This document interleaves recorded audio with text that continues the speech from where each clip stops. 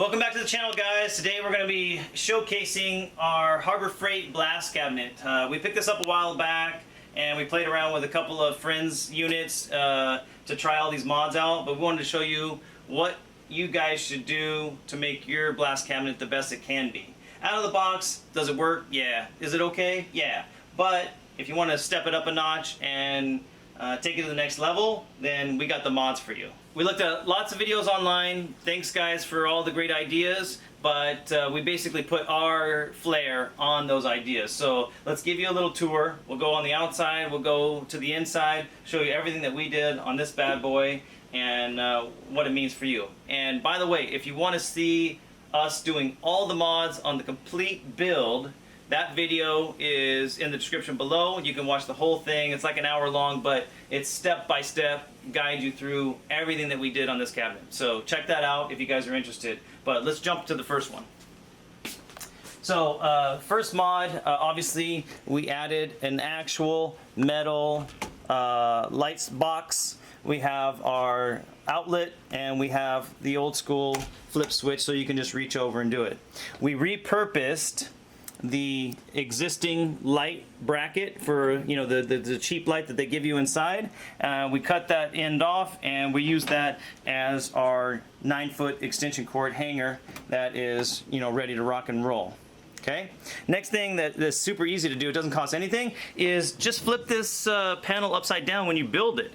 And now you actually have a mini shelf here and it has a lip so your stuff doesn't fall off. Alright guys, so simple thing there, just flip it upside down, no problem. Next thing we wanted is mobility with our unit, so we added casters here. We added you know, 360 in the front, so it kind of drives like a normal toolbox. You got stationary in the back, you got the 360 in the front.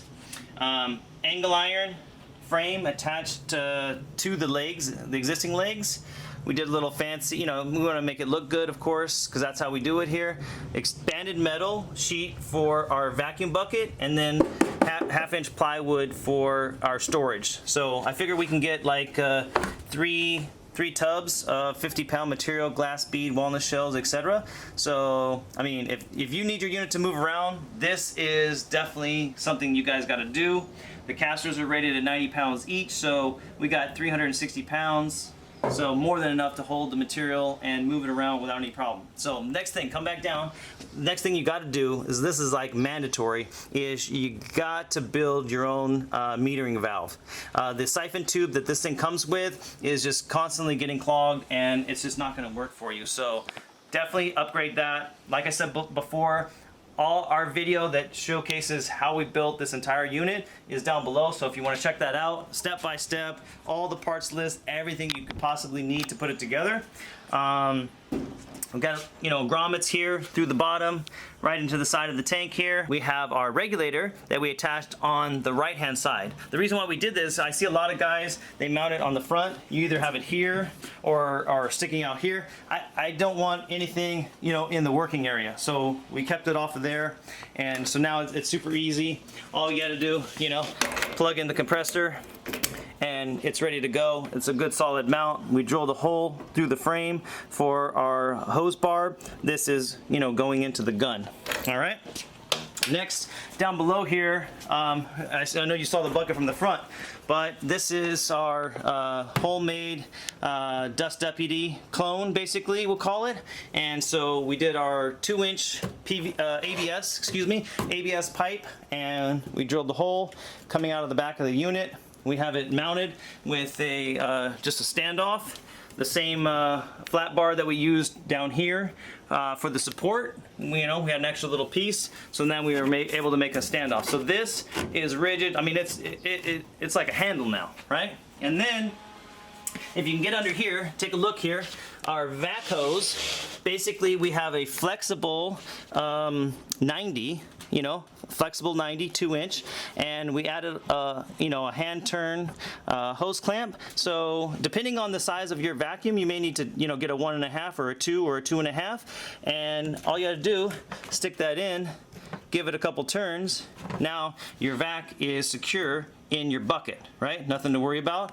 To get it out, all you got to do is pull it off. And I just put one hand here. I give the bucket a little like this, and bam.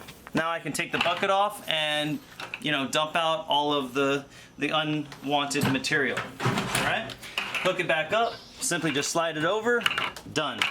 Handle's there. So I think this is between the metering valve and getting rid of the siphon tube and this vacuum. Those are two things you need to be able to actually see in here and function. And speaking of seeing, this is another upgrade that is really mandatory. The glass piece that they give you, they give you one piece of glass and then they give you one piece of plastic. So this plastic, it's like you can already see this is brand new. We have never even used the machine.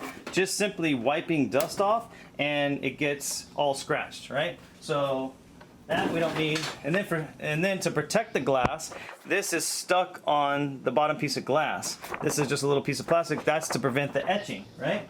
So the solution is, and you know, a lot of guys have done the mod obviously, is to have two pieces of glass. So the most important part of this upgrade is not getting the glass, that's easy, right? It's being able to change the glass efficiently. So you definitely need to get these thumb nuts so you can just spin off the nuts. And I'll show you the picture below here. We used a nut to hold the screw in place, so that way you don't ever have to open the door and get in there and try to reach all the way. You know, basically you gotta go like this and reach all the way just to be able to unhook it. So definitely a must-have upgrade to be able to see and to be able to, you know, get all the dust out of your face basically. So but yeah, let's go on the inside. Obviously we did the door mod, that's simple. All you have to do is just cover up the holes with tape. So whatever you got laying around, metal tape, duct tape, painter's tape, it doesn't really matter. So inside, let's take a look. We're using the stock gun, you know, nothing wrong with it. I know guys talk about the 90-degree thing. It's like, look, the gun works. The biggest problem is the siphon tube. So if you get the metering valve in the bottom, then you're golden. We added a little T-Barb here for the air hose and a little piece of 3/8 line and, you know, the Harbor Freight blowgun. That's just to help clear off, you know, the parts before we bring them out. So the other thing I see guys do is they cut the floor. So they take this out and then they trim the wire piece to be a smaller rectangle, so it sits down like 2 or 3 inches down in the floor, and they get rid of this, right? Or if they don't get rid of this, then it's, you know, you got a full-blown, you need welding and all kinds of special tools to do that mod, and it's not easy for the everyday guy. What we did with this thing is simple drill bits, hacksaw. Everything that we did, you can do yourself. So if we look up, now we're gonna see honestly, this is the best mod and it's mandatory. We have some really bitching LED lights. These are like 4300, 4400 lumens. So it's literally daylight. Everything is magnetic, so it mounts to the top of the box. You don't need to do any screws, you don't need to do anything. So it's simply plug, stick the magnet, and it's mounted, all right? So let's, I wanna show you guys. Like this is, I mean, we're out where it's sunny outside, it's daylight, you know, we can still have a little bit of vision, but this is what we're talking about. This is daylight, okay? As you can see, very clean. Now I see some guys, they have like a huge floodlight in each corner. It's like all those things, you know, block your ability to work, right? You want to have this space, you want to be able to work, you want to be able to clean. If you look from the top, right, it's everything is in order. Okay, so let's take a look, guys. So yeah, this is it. Now we can actually see a lot better because of the glass, so that's the first improvement. But so here's our light. This is what they give you. So like in the left corner, you know, it's not bad, but if you're working over on the right side, it's like, huh? I can't see anything. Okay, so in summary, you know, the unit's about 150 bucks if you get it with the coupon, so it's pretty affordable box. The foundation is there, it's pretty solid, but pick and choose the ones that you guys think will benefit you the most. If you need the wheels, if you don't, blah blah blah. It's just, you know, a matter of your preference. But the metering valve is a must. The vacuum in the back is a must, and having adequate light is also a must. Some guys, you know, have a regulator on the compressor, so if you want to walk over to the compressor to regulate the air, depending on what part you're working on, then it's not a necessity. But we're talking like it's like 12 bucks to add that, so just get it done. So I know a lot of you guys are asking, okay, why should I spend that kind of money on upgrading this unit when I can just buy something else? It's like, well, the next best unit or comparable unit is something from Eastwood. So if you want something similar size, it doesn't come with the legs, so you got to buy the legs. It doesn't come with a metering valve. It's a siphon tube. The lights are nowhere, you know, near at this level. It doesn't have the quick change glass stuff, and it's not on wheels. Doesn't have a power box.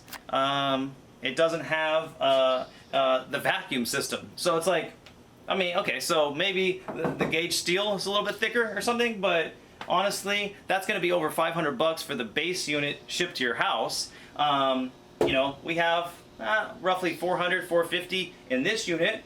The pricing of all the construction stuff has gone up in the past year, but that being said, I think it's a very, very sweet unit.